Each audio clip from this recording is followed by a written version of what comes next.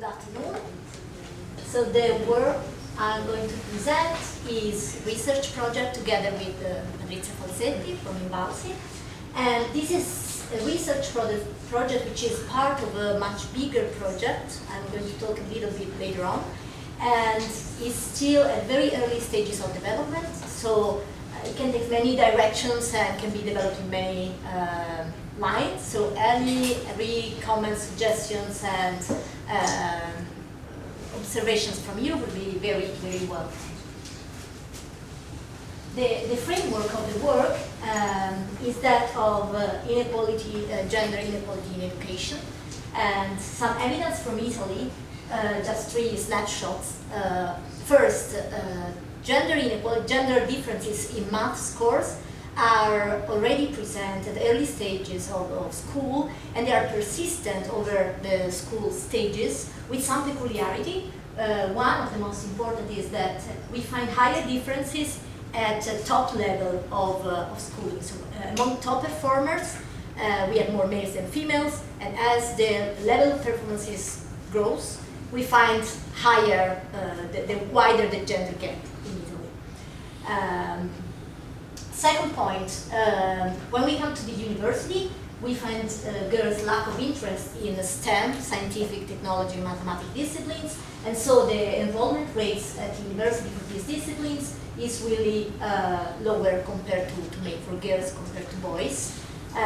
Just to give you one number for each point, we are statisticians, so we love numbers, and I just synthesized the situation with numbers.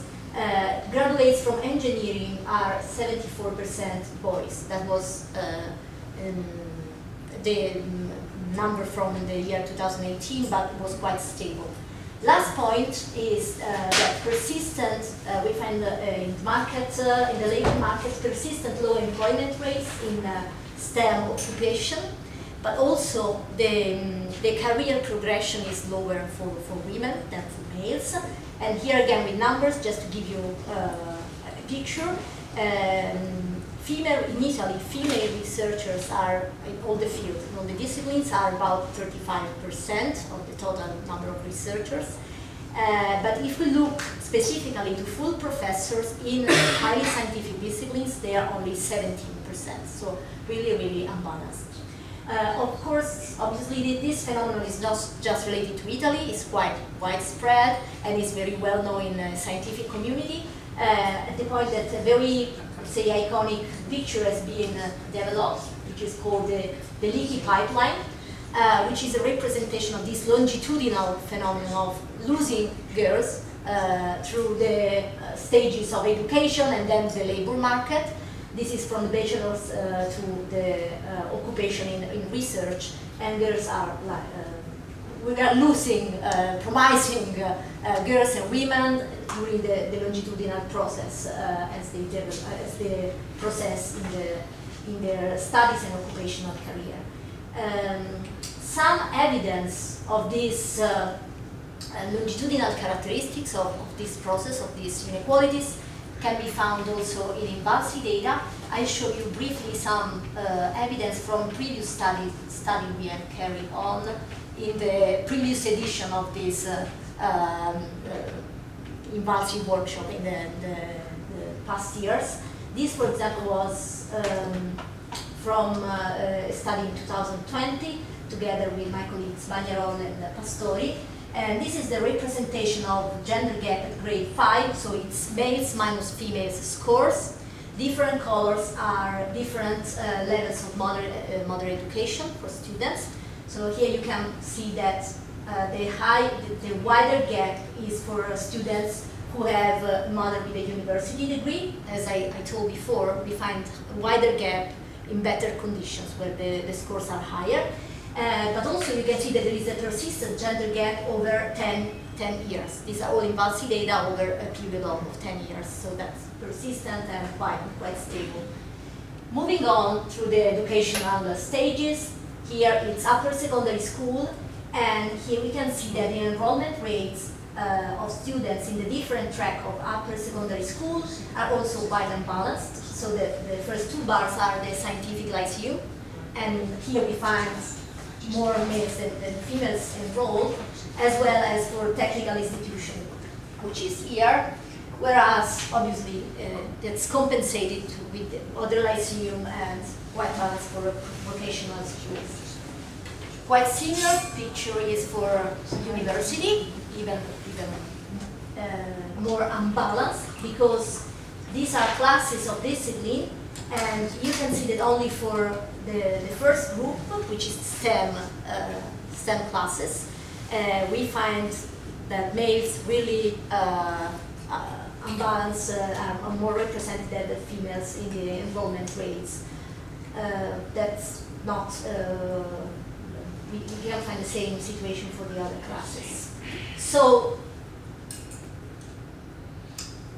taking into account this kind of longitudinal characteristic of the process, we try to study this phenomenon, this topic, in the context of this research. This is a national research project which has seen INVALSI involved together with the Ministry of Education and the university and many other universities in national level. And we work together to build up this kind of long longitudinal data set in which INVALSI data, which are the first 3 blocks in light blue, are linked together with university data, because in INVALSI we can cover the period from primary school to the last year of upper secondary school, but then we don't have the other step, the university. So that here, in this way, with this kind of data sets, we really can follow the student for the entire cycle of its path, and of course, it can be the interest can be directed in many directions, but also for gender inequality is quite interesting to study the process from the beginning to the end of the career. And just few words about technical aspects of the matching process, because INVALSI was involved together with the other institution also in the process of matching data, which was not really straightforward, was a bit tricky, because the first step of matching was between INVALSI data and the Ministry of Education data. Say that it's a kind of anaggraphic information about the students, and both the sources use this CD code to identify the students. But that's not the same code that the university registry has. They use the fiscal code of the students, so the second match step. And let's say that the Ministry of Education is the source that has all the information, and they can match a double codes to create the entire data sets. Of course, this process is made by means of anonymous codes that are traveling forward and backward. So we use anonymous code in INVALSI linked to CD code, and the same did at the university. So at the end, we have a data set with all the information we needed with anonymous codes, and was shared with all the partners of the project, and we can work on different directions. This is the sample we had in the end.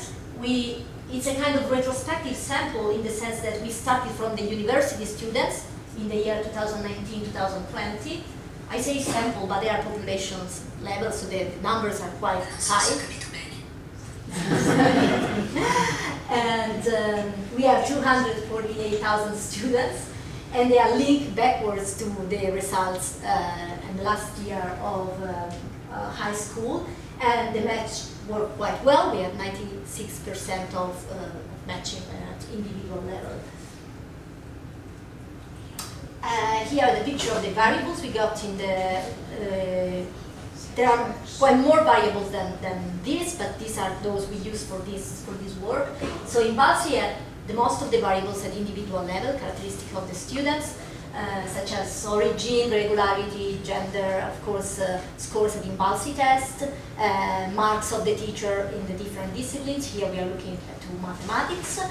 Then we use the data from the Ministry of Education, like let's say a control check of the data, because they are referred to the same student, the same grade, and the same year of INVALSI.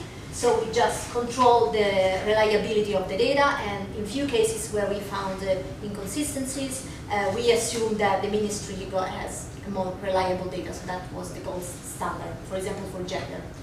And the last step are the data from the University National Registry. And here we have, here as well we have more information, but for this study we use the year of university enrollment, the course, the class of discipline that the student has selected, and based on the class of discipline, we then dichotomized the university course into STEM or not STEM discipline.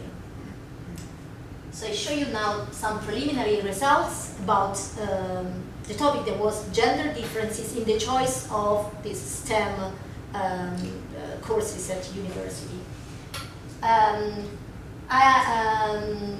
We started by looking at this distribution that was the propensity of the student to select a STEM course according to their background, their high school background. So on the left, we have scientific lyceum, and on the right, we have other lyceum. And that was basically with the idea that first, if you have selected the lyceum as a high school, you are probably oriented to go to university. If you have selected a scientific lyceum, you're probably oriented to go to a scientific classes of discipline at university. As you can see, there is a difference in the enrollment in STEM disciplines between males and females. In absolute terms, the percentage points are, of course, different from scientific and other lyceums. 11 for scientific is the difference, and 4.2 for other lyceums. But if we look in relative terms, so this difference related to the proportion of males, then the proportion is quite the same. It's about 22% of the difference. And 22% means basically that every 5 boys choosing STEM, we have 4 girls making the same choice. And so under the assumption that the propensity of girls and boys would be the same to go to STEM disciplines, and they are operating some social-cultural factors that hinder girls to do the same choice of boys, this means that each 5 boys will lose 1 girl in the selection of STEM discipline, and this can seem less as a lost quota of women in science. So we were interested, of course, that's under the assumption, as I said, that they will have the same propensity, but there could be many factors operating in here. So starting from this observation, we didn't have like a sharp research question. We try to investigating the data. Some research questions arises naturally, and we try to disentangling the topic on the way. So starting from this observation, we decided to reduce the sample on which we want to work, and looking only to the female population of students and the girls, particularly those in the scientific lyceum. The idea was these girls in the scientific lyceum, they should be oriented to scientific disciplines also at the university, but they are less willing to do that choice at university. So what's going on in here? Why are they choosing a different direction at university? Still, as I said, we're working with population data, so even if we restricted the sample, numbers are quite high. We have about 13,000 female students in the 2018-19, which was the reference year. So we could move on with this analysis, having a good sample on which we can work. And so here the question was, why the scientific girls, and girls coming from the scientific museum, do not choose to go to a STEM courses at the university? First of all, the first question was really a curiosity, was like, if they do not select a STEM discipline, where do they go? What do they select? And you can see here that a very high proportion select a discipline that is related to health profession, so it's also medicine or pharmacological techniques, and also a very high proportion on economics. So here that's the first step of, let's say, the first issue that is in a way, the arbitrarity of this distinction of STEM and non-STEM disciplines, because some of them, like pharmacological techniques, have a strong scientific background, but they are not classified strictly as a STEM. So these girls, you can see, they selected namely a class of university which is not a STEM, but still has a strong scientific component inside.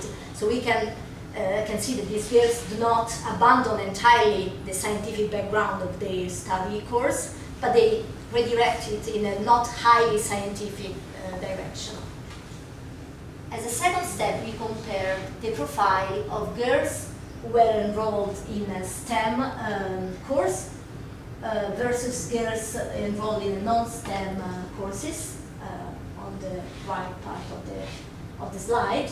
And here you can see that, of course, there is a very unbalanced distribution of these girls through the levels of teacher marks or INVALSI score levels. So those who selected a not STEM discipline are, of course, there are much higher proportion of them in not sufficient teacher marks. And the other side of the coin, of course, is that there is a stronger proportion of girls with very high score performance at the INVALSI test that select a STEM discipline at university, 63%, compared to 48% among girls that has the same result at high school. And concerning moderate educational attainment, there is a slightly higher moderate educational attainment for girls selecting STEM discipline compared to those selected a non-STEM discipline, but the difference is significant, but it's not as much as evident as the others. Whereas not significant difference were found for socio-educational status, geographical area, migration background, and regularity of studies. So, in the last part of the analysis, we try to build up a model, a logistic model to predict for these girls. Remember that we are always operating on girls in a scientific lyceum, and we try to predict their propensity to go to a scientific discipline at the university. But since we had many variables, the first step of analysis was a selection of the variables to include in the models. So here, for example, we wanted to select the best indicator of the social, cultural, educational background of the students. And of course, since there could be a strong multicollinearity between some variables, we made some attempts. And here, for example, it's quite clear that the moderate educational attainment works much better than the general indicator of socio-cultural status, the ESCS. The fit of the model is better, and also the odds ratio is stronger, it's more evident for moderate educational attainment, so we kept this variable in the model. And the other selection we had to perform is about the best proxy of the basic mathematical abilities. So we had INVALSI test score, but also the teacher marks. And here, obviously, both the variables are significant and have an influence on the selection of STEM discipline at university. But it seems that the teacher marks has a stronger impact, has a more predictive power than the other variable. We can see that both for the fits of the model, and also because here the reference category is the sufficient level here for both. So we have lower probability to go to a STEM discipline if you have lower levels at university or lower levels of INVALSI score test, and you have higher probability if you have, of course, higher performance at INVALSI test and teacher scores. But in terms of odds ratio, the very high performance at INVALSI test increases your probability of 92%, whereas having an excellent grade in math given by your teachers increases your probability of more than twice and a half out. So it seems that that's more influential than the standardized score, and that's the last result I'm going to show you. It's the same model as that I showed before, but here instead of odds ratio, we plotted the predicted probability. So we constructed the predicted probability. So this is the increasing in the probability of selecting a STEM discipline at university as your level of math increases. In this graph, we have the levels as measured by INVALSI test, And you can see here that your probability double if you move from level 1 to level 5. It goes from 24% to 51%. And even sharper is the result when we use teacher grades. The probability to select a STEM discipline at university moves from 30% if you have weak marks to 62 if you have excellent marks. Different colors are just the different groups according to education of the models, but the trend is the same. So conclusions, preliminary conclusions. It seems, first of all, that it's not strictly a socio-economic background, but more social-cultural background, given the educational level of the mothers, that has an influence in the selection of STEM disciplines at university. It seems also the higher marks have a stronger impact on the selection of STEM compared to standardized tests. But here we can discuss about that because teacher marks can have multiple interpretations. And what can be interesting, and it's linked also with results previously presented, is the role of teachers, because it seems that with these marks and this orientation and the value that teachers put on the students, that can give, let's say, an encouragement, a strong push into these female students that can select the STEM courses at university. So a few words on female students, particularly when they have mother with low educational attainment, can be supported to the choice of STEM career by the teachers' orientations. And as I said, these are just preliminary results, but we want to deep more the topic, also making the same analysis or similar analysis on the male groups to see if the effect, for example, of teacher marks and INVALSI scores is the same, or if males are less sensitive to the results, objective results in math, and they select a STEM discipline regardless or less linked to their objective results at school.